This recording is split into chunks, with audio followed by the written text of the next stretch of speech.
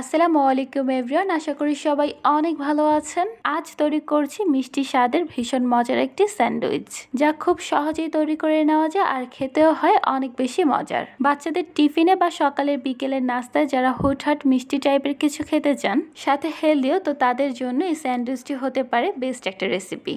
স্যান্ডউইচটি বানানোর জন্য প্রথমে আমি এখানে 4 পিস ব্রেড স্লাইস নিয়েছি। তো বাজারে যে নর্মাল ব্রেডটা কিনতে পাওয়া যায়, আমি আজ সেটাই এখানে নিয়েছি। আপনারা চাইলে অন্য যে কোনো ব্রেড দিয়ে এই স্যান্ডউইচটি বানিয়ে নিতে পারেন। আর পরিমাণে যে যতটা স্যান্ডউইচ বানাতে চান, তো সেই অনুযায়ী এখানে ব্রেডটা নিয়ে নেবেন। নিয়েছি কিছু কাজু বাদাম আর কাঠবাদাম কুচি, সাথে নিয়েছি কনডেন্সড মিল্ক। আমি আমার মতো করে এখানে বাদাম আর কনডেন্সড মিল্কটা নিয়ে নিয়েছি।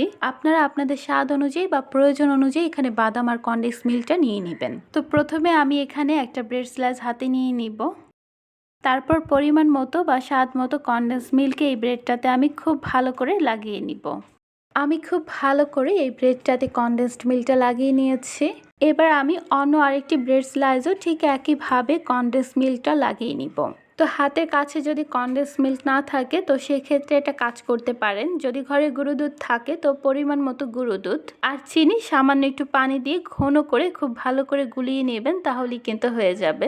আমি এই ব্রেডটাতেও ভালো করে কনডেন্স মিল্কটা লাগিয়ে নিয়েছি। এবার প্রয়োজন অনুযায়ী বা স্বাদ মতো কিছু বাদাম আমি এই ব্রেডের ওপর খুব ভালো করে ছড়িয়ে দিব।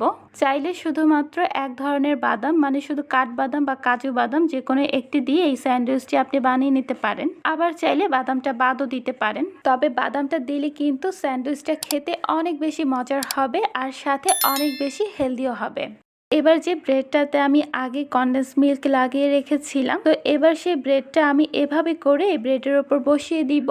এই তো খুব সহজে আমি একটা স্যান্ডউইচ বানিয়ে নিয়েছি। আর ঠিক একইভাবে আমি অন্য স্যান্ডউইচটি বানিয়ে নিয়েছি। এবারে স্যান্ডউইচগুলোকে আমি টোস্ট করে নিব। এই জন্য চুলায় একটি প্যান বসিয়ে এর মাঝে আমি দিয়ে দিচ্ছি কিছু বাটার। আমি বাটারটা ভালো করে প্যানে লাগিয়ে নিয়েছি। এবার স্যান্ডউইচ দুটোকে এভাবে করে খুব সাবধানে প্যানে বসিয়ে দিব। এবার চুলার আঁচ একদম লোতে রেখে অপেক্ষা করছি নিচের এই পাশটা লালচে হয়ে আসা পর্যন্ত। নিচের দিকটা হয়ে আসলে এবার খুব সাবধানে করে আমি স্যান্ডউইচগুলোকে উল্টে দিব। উল্টে দিয়ে এবার এভাবে করে স্যান্ডউইচগুলোকে প্যানের চারদিকে একটু ঘুরিয়ে ঘুরিয়ে দিব। এতে করে প্যানের চারপাশে যে বাকি বাটার লেগে আছে তা এর গায়ে ভালো করে লেগে যাবে, আর এতেই কিন্তু স্যান্ডউইচগুলোর এ পাশটা ভেজে নেওয়া যাবে। এবার স্যান্ডউইচগুলোর এ পাশটা আমি ভেজে নিব যতক্ষণ না এদিকটা লালচে হয়ে আসে। এই তো আমার স্যান্ডউইচগুলো হয়ে গিয়েছে। আমি দুটো পাশে লালচে করে ভেজে নিয়েছি। এবার এগুলোকে আমি প্যান থেকে তুলে নিব।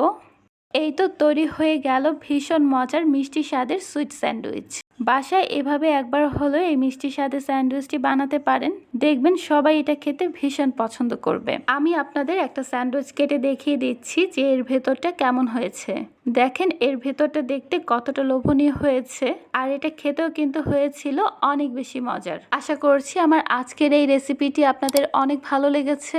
যদি রেসিপিটি আপনাদের ভালো লেগে থাকে, তাহলে প্লিজ ভিডিওতে লাইক, কমেন্ট, শেয়ার করবেন আর আমার চ্যানেলটি সাবস্ক্রাইব করে আমার পাশেই থাকবেন। আজ তাহলে এখানে বিদায় নিচ্ছি। সবাই সুস্থ থাকবেন, সাবধানে থাকবেন, অনেক বেশি ভালো থাকবেন। আল্লাহ হাফেজ।